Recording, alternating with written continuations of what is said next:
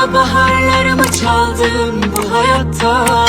Burada geçilmiyor ne kar ne kış ne ayazdan. Hiçbir farkı kalmamış umudumun bir bataktan. Artık güneş yerine ay doğar bu şafaktan. Bana kalbinde kurduğun barikattan kalan sadece yıkık enkazlar.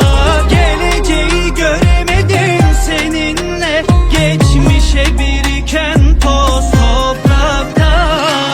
Dayanır kapıma kapıma gece gece vurur aşk. Sabaha kadar eder yine gönlümü dar. Hem yanına hem yarına kâr kalır ah. Bana düşen de biten hasrete ya.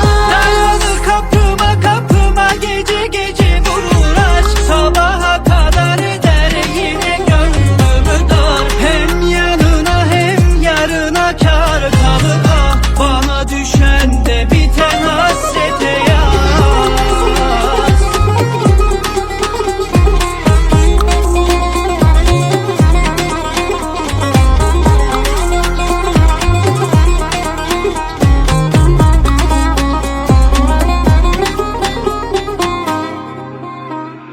Bana kalbinde kurduğun barikattan kalan sadece yıkık enkazlar. Geleceği göremedim seninle, geçmişe biriken toz topraktan.